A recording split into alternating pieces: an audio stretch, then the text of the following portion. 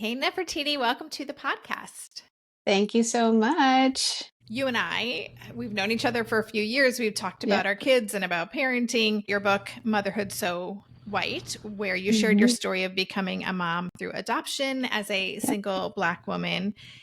And now you have a new book out. I think it's coming out right as this episode drops. It's called She's Just Spirited, Parenting a Neurodivergent Child and the Diagnosis That Changes Everything. And so I'm kind of wondering, as a way to kick us off, if you Mhm. could share a little bit about how you came to realize that neurodivergence was going to be a significant part of your family's story, as a way to kind of then share why you ultimately decided to write this book. Well, when my daughter, okay, the first clue, but I missed it, should have been when the social worker handed her to me and said, "Oh, she's going to have all the labels." But I really dismissed that. And also by that time, I was almost 7 years into parenting. So I kind of felt more secure as a parent. I had grown with my son and I felt like I had some tools, in the toolbox. I thought, okay, whatever. And, slowly but surely that prophecy did come to pass. And I finally recognized it in kindergarten. That was when my light bulb went off that, oh, there's something more at work than a little girl who's just a whirling dervish and is happy and fun and smart, but also unable to regulate herself. Yeah, and I kind of can't believe that all the labels was one of the first things you heard about your daughter. Like, so I'm wondering, Yeah. when you heard that, you really were just like, okay, but I've got this. I'm a seasoned parent. Yeah. Yeah. I really just kind of thought, the timing of it was probably not great. And at that point, I was very emotionally invested in I am going to be a mom for a second time through adoption. This is my son's sister. She completes our family. So I didn't take it as um, something that'd be detrimental. It wasn't like a danger sign, but I heard her.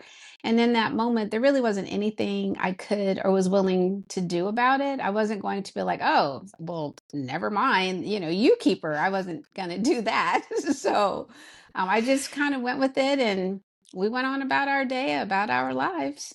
And then you said around kindergarten was when you kind of started realizing, like, okay, I'm having a sense of what this means.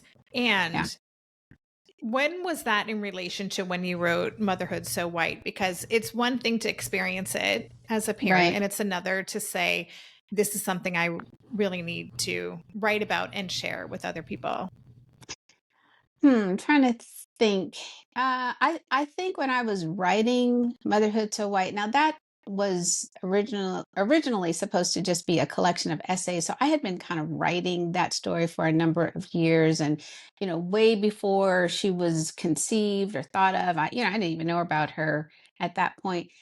But when I was actually writing the book, I think we were in the middle of that because I feel like she was either preschool or maybe kinder.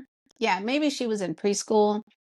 And even then, like the emails and stuff that were coming, I still just thought, well, it was a big transition from her previous preschool. And at the new school, everything was so free. And I just felt like she was just reveling, just enjoying in the freedom of the new school, just to really be herself and explore all the wonderful things that the new school had to offer. So my conversations with her teacher were really about, well, she's immature, she's, can't do certain things, but she will be able to do certain things later. And that basically she just needs time.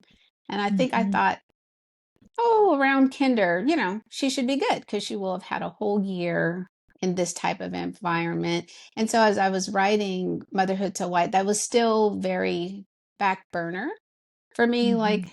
it's kind of sort of there, but not really. Yeah. Yeah, that makes sense because I think it is when the demands of school start Yeah. to like ramp up.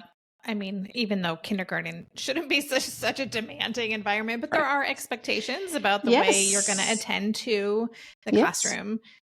And I would love to talk about this word spirited, which is in the title. Yes. I think one of the first books that I got as a parent that was kind of like an needing support for the extraness of my Okay. child was Okay. called, I think it was called Raising Your Spirited Child. And Oh, wow. that word spirited, I was like, yeah, that kind of, yeah, lively, Yeah. spirited, a lot of Yeah. energy, like that captured Yes. it. So I'm wondering, when you were working on this book, and why spirited is the word that you gravitated for. What's your relationship with that word? I love the word spirited because I think it's positive. There's a lot of power in the word spirited. There's no negative connotation because definitely, as especially kids with ADHD, as they get older, the more complementary aspects of what it means to have a child who may not be able to sit in their seat, for a whole hour. It's really not the worst thing in the world. So spirited goes out the window, and then it becomes, oh, this child is defiant. Oh, this child just, refuses to behave, instead of seeing them as a person full of energy and possibility and excitement and curiosity. And so I saw her as, wow, she's going to be a powerhouse. She'll be a force to be reckoned with, once we can tame the, and not even tame all that fire, but help to shape it. And Mm-hmm.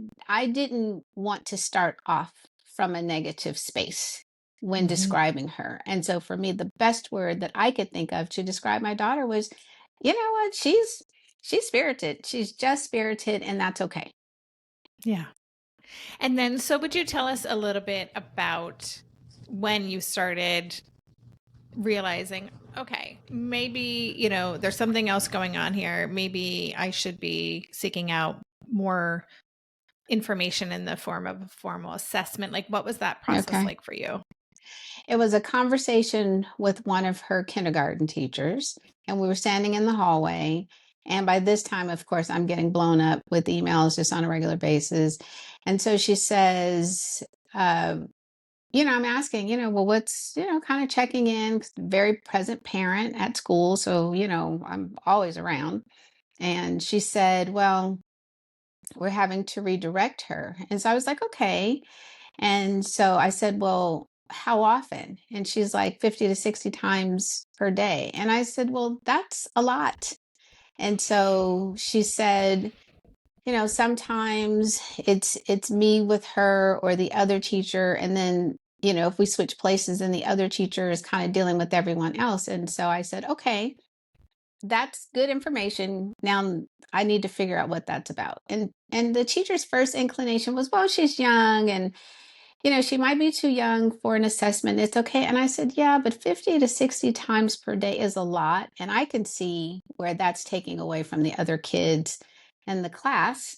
And as a parent, if there were a child who needed that much attention, that many redirections, I would wonder, like, okay, well, what is the parent doing about it? So that was what made me get on the phone and say, okay, I got to get to the bottom of what's going on. Mm-hmm. Yeah, I remember when my kiddo was probably in first grade that the guidance counselor observed my child in the classroom for a day, Okay. because I was getting similarly a lot of emails, a lot of phone calls from the teacher, but I couldn't, I was like, I don't really kind of get it. Like, just do Right. this or that. Like, I didn't understand. And then I got this very lengthy handwritten document that was like a play by Okay. play of what it actually Okay. looked like. And it was similar, like, Okay. wow, okay, Yeah. a lot of redirections. Like, I really Yeah. started to understand what this must look like in the classroom. It was really surprising to me. And for Mhm. me, I felt very just daunted by Okay. the kind of the chasm between like Sure. what the expectations were and what was actually happening. Oh, yeah. Yeah, I know that feeling well. Yeah, Yeah. definitely. And especially because as a parent, you think, like you said, well, just do this or just do that. And okay, she has her own square. Oh, okay, well, now she's got a wobbly seat. And there were all of these things that they were definitely trying, and it just wasn't working. So I would love to explore this idea of labels. You wrote that you were concerned about labels being applied to your child. And so I'm wondering if we could kind of start there, like Sure. what your, it was a while ago now, but like thinking about what were Yeah. your kind of specific concerns? Okay. One of the biggest concerns, and I think this one probably happened the earliest, is her being labeled angry. And for children Mm. of color, Black kids in particular, you get a label like angry, what are other things? Mean, stuff like that. Like it sticks. It doesn't slide off of them. It isn't something that's momentary because we all are angry. We don't stay angry, but for our kids, it sticks to them and like flypaper, and they aren't able to shake it off. So that was like the earliest label that I really took exception with because I knew what that meant. I knew that even in the very progressive school where she attended at the time, that was going to keep her from having a leadership opportunity, to be the line leader or to be the one who gets to clean the room. So potentially there were so many things she was going to miss out on. And I didn't want her to then embody that because that happens with kids, oh, you think I'm this way, so I'll just be that way. The other Yep. issue, kind of back to Spirited, is I definitely noticed having an older child. So the kids are about 6 grades apart. So I had some insight in the front row seat at how boys were treated, and definitely the difference between the white kids when they were spirited and having fun and pushing because they're little, and noticing, oh, this pass that they get that other kids don't get, and there's a reluctance to label them. It's because, oh, and even with girls, oh, she's courageous, oh, she's fun, oh my god, she's great, she's a hoot, the whole bit. And that wasn't happening for my daughter. And it's just so important that adults, especially educators, because our kids spend more time with them than they do with us, that they're very careful about how they describe our kids and how labels are ascribed to them. Because even if they don't say it to the children directly, they're speaking with their colleagues. So then as our kids go from class to class, from the classroom to the yard, that lens, it's different for kids who are neurodivergent, and especially neurodivergent kids of color. Yeah. Yeah, talking about anger, I had pulled out a quote. You said, I knew her to be stubborn, even defiant, but Yeah. I drew the line as characterization of her as angry. You were shocked when the seasoned Latinx teacher would call a Black girl angry. And you said his remark confirmed that the work I was doing around supporting Black children in independent schools with fellow parents, teachers, and administrators was needed, and that small words like angry lead to huge disparities in how Black children were treated in school. So, Right. and one of the things that I'm so excited about your book for many reasons, but you also are really writing it for educators. Like that is a Yes. part of your mission, as I Yes. understand it. Could you talk a little bit about Mhm. that and why it's so important that educators really understand what Oh, what definitely. neurodivergent kids, especially with marginalized identities, are dealing with? Yeah, especially it's funny, I didn't start out necessarily for educators, but I think very quickly I figured out, as parents, we live it. And we're experts on the things that are happening in our homes. We don't always have all the information and we don't always make the right decisions, but we definitely, I think, are very present in trying to come up with solutions and find strategies and tools for our kids. And the piece that was missing is for the educators. I've been asking around the last few years just about training. When teachers go to like a teacher's college, like how much time is spent on special ed? How much time is spent on crafting lessons and consequences for a neurodivergent child? And what I've learned is that there's very little time in the curriculum that's built into that. And that's so crazy because neurodivergence is so common. And this is like a huge miss. So then I got to thinking, well, if the educators are not being educated about this particular demographic, well, parents and educators, we're going to constantly clash. Like it's always going to be, we'll be talking past each other. We're going to miss the point of what the other is trying to say. So I thought, well, if I write a book from a parent's point of view, saying, hey, teachers, hey, administrators, hey, coaches, this is what parents are going through. This is how the kids feel. And this is what we need from you. That hopefully it would be my way of just kind of bridging that distance. Yeah. And it is really surprising, that Mhm. idea that there isn't much time spent for educators in learning about neurodivergence or learning disabilities like that. I feel like neurodivergence as a kind of a field or a space, there's so much more awareness and understanding in general, yet Yeah. that is an Hmm. area where there just hasn't been much movement in terms of No. new teachers in the classroom Yeah. really kind of not knowing what they are dealing with. Yeah.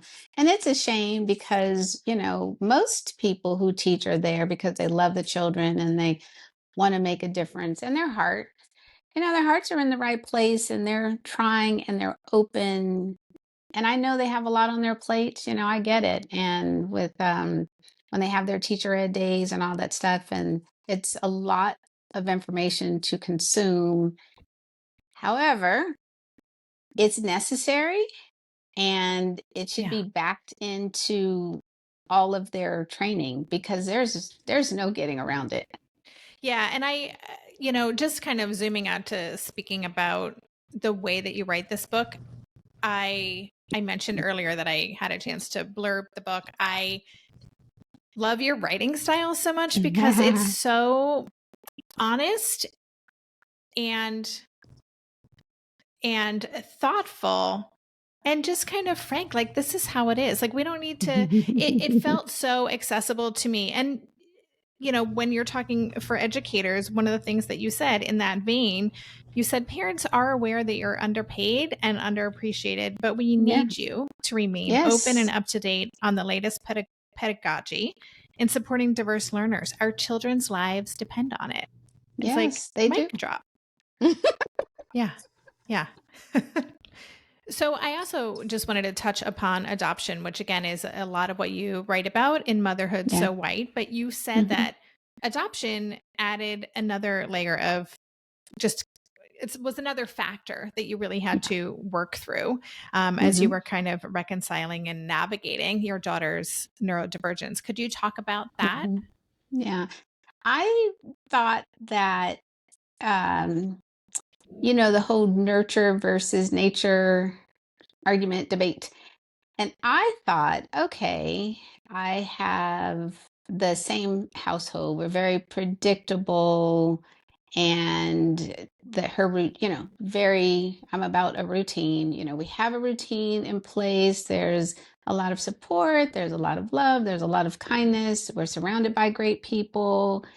And I really thought that if if anything kind of reared its head, that nurture was going to overcome nature. And Mhm. so I was surprised. Again, the social worker had warned me, but I hadn't seen anything to suggest that I would be on this journey. And so while yes, I was warned, it was still unexpected. Sometimes, I mean, for sure, kids need routine and all the things, but that's still no match, with neurodivergence. And so that was Mhm. something I really had to get down in my soul that no matter, Mhm. I'm still just doing the best I can, that it wasn't enough. She was going to need help beyond what I could give her. Yeah.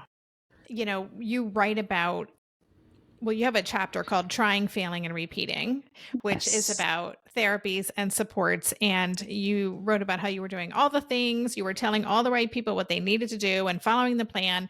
And you said at the time, I was still operating under the assumption that if she could just regulate, everything would be fine. Yep. Um, and so tell us about that realization like, okay, I'm Yeah. not actually as in control of this as I thought.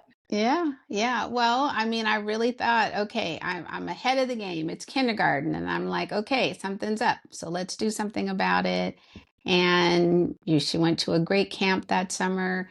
I had a lot of information I didn't have the year before, and I thought, oh, okay, if we do X, Y, and Z, then these other issues are going to magically go away. I just didn't get that it's an endurance and takes time, and it takes a lot of time, and there's so much failure that I experienced, and I imagine other parents of neurodivergent children experience, but we can't give up. So it was just kind of like, okay, I thought gymnastics would do it. Nope, gymnastics didn't do it. On to the next thing. I thought, well, okay, we'll get to school early and we're going to get these wiggles out, and then she'll be relaxed and able to engage. Well, that didn't work. On to the next. And so there were all of these things that I kept trying to implement with great support from her teachers as well. We tried as a team. Some things worked, most things didn't last. And so that was another learning curve, is that it just goes on and on. And so now I approach things as, this is the issue, one of a few issues, and it's going to take as long as it takes for her Mhm. to either agree to what we need to do, and then it sticks for her. So I don't have control over when she's going to get it. And I think that as a very hands-on parent, reformed helicopter parent here, that lack of control is definite. That was hard, but I got over it because I had no choice. Yeah. Yes, when you keep getting evidence daily that I have Yes. no control, I have no control, you start to get with the program. Yes. Yes. And I always say that this is like we're playing the longest possible game here. Like, as you said, Yes. it's going to take as long as it takes. Yeah. And I don't actually now believe that there's like an end, like a end zone for this Right. game Oh that we're yeah. playing. I think it's Right. just the game's always Yeah. going to be changing and we're going to Yep. keep adapting with it. Yes. Yes. So, in terms of, I want to talk about your kind of zoom out to some of the bigger goals that you have with your book. Okay. You broke it down in such a, again, generous way. Like, the way that you wrote about, for example, the assessment process, like you Yeah. did, this is also a researched book. So you share Mm-hmm. your experience. You also have anecdotes and stories from other parents, but you also Mm-hmm. did a lot of research. And so, Mm-hmm. what was kind of your goal in kind of breaking down these kind of core aspects of Mm-hmm. parenting your daughter that Mm-hmm. you wanted to share with readers?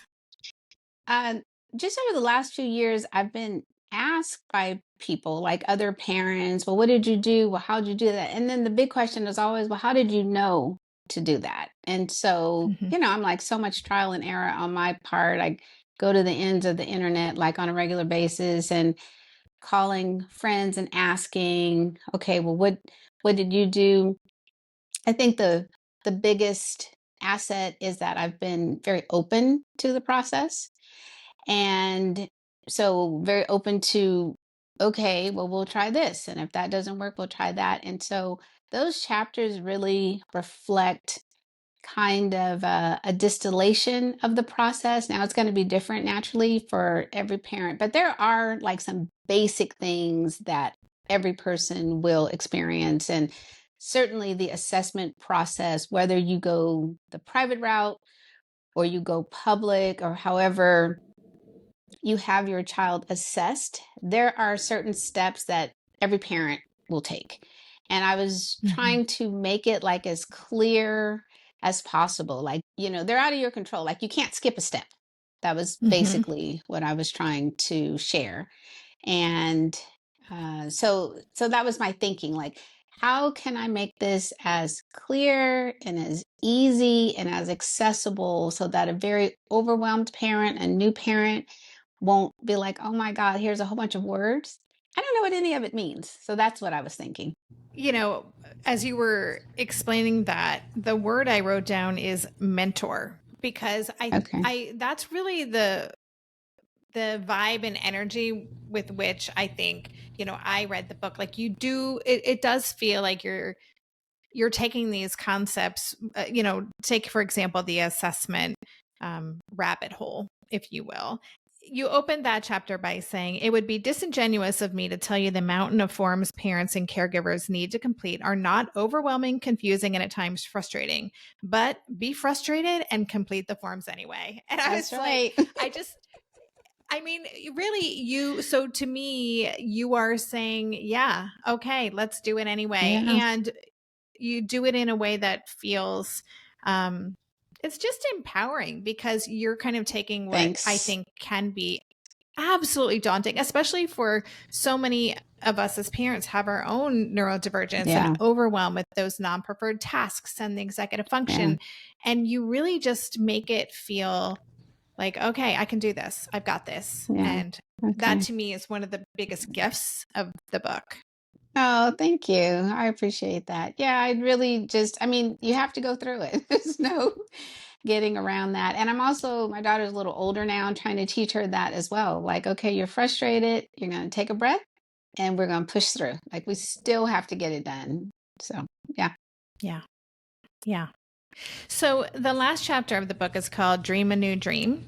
And you wrote, our children have brought a lot of fears to the surface, and we've had to face those fears. The mirror they hold is telling us to deal with our stuff so we can help them. And I was like, yes, so much yes to that. And so I'm just wondering, why was it so important for you to end the book on that note and really talk about that? I think that as parents, again, however you become a parent, we do go into it with some preconceived notions about what type of parent we're going to be, how we're going to parent. Um, big ticket items. We send our kids to public school, to private school. Will they get vaccinations? Will they not? Like, those are things you really expect. And the neurodivergence isn't always top of mind for parents, even if that parent or the partner or grandparent or whatever may have had some neural divergence. So when it's right in front of you, there is like the death of a dream of what you thought it was going to be. And so there is a grieving, I think, that gets in the way of parenting sometimes. And so we get stuck in what we thought it was going to be, what it could be if they would just, if the therapist would just, if their teachers would just. And Mm-hmm. the reality is, your child has shown up in the world in the way that they have shown up in the world. And our job is just to accept them and to love on them and to shepherd them on through. And that often requires that we dream a new dream, that we have to Mm-hmm. really consider the child in front of us and figure out a way to get them to recognize their strengths so that they can go off into the world and live their lives as productively and as happily as possible. And I just don't know that parents remember to dream a new dream. Like, it's okay. It's all right. So Mm-hmm. this is the hand we've been dealt, and we're going to deal Mm-hmm. with it. And it doesn't mean it's the end. Like, there's so much possibility that's out there. So I was just trying to end like on a happy note, on a high note. Yeah. Yeah. Yeah. You did. It feels very hopeful, and it's true. And I mean, certainly it's been a rocky road for me over the years. I'm 21 years of parenting this kiddo, but I wouldn't trade it. Like, Yeah. it is profoundly, and I'm sure, you feel the same way. Like, because these kids demand so much from us, it can change us in ways we never imagined possible. And I think that's one of the most exciting parts about getting to shepherd these kids. Yeah, Yeah. I definitely agree. I mean, who I was in, ooh, 2007, starting out as a parent, to who I am almost 20 years later, still Mhm. elements of that same woman having ideas about wanting to be a mom and what that was going to look like, but definitely a world away from where I started because so much in the world has happened and these kids have brought so much joy and curiosity and certainly challenges from here Mhm. from time to time. My daughter more so, but I guess I've seen it ultimately as a chance to grow just as myself because she definitely has woo, reshaped how Yeah. I approach things and think about things. That's for sure. Yeah, absolutely. Awesome. Well, I'm going to read the name of the book again, and then you can let Okay, us know where people can connect with you. But sure. again, the book is called She's Just Spirited: Parenting a Neurodivergent Child and the Diagnosis That Changes Everything. It's out in early October. Yes. I believe as this episode comes out, it will have just come out. So check Okay. that out. And Nev, where can people connect with you? You can reach me on Instagram at I am Nefertiti Austin, and it's connected to my Facebook page. Those are probably like the best places to reach me. And I do respond. So if you shoot me a DM, I will respond. Awesome. Okay, listeners. So I will have links in the show notes page to those places and to both of Nefertiti's books. And yeah, I just want to say thank you so much and congratulations again. I got to be behind the scenes and kind of follow the journey of this book coming to life, Yes. and I'm so happy that Yes. it's here. Thank you. And thanks for your help early on, reading early drafts and helping me get that book proposal together. That was everything. Thank you so much. Oh gosh, so happy to do that.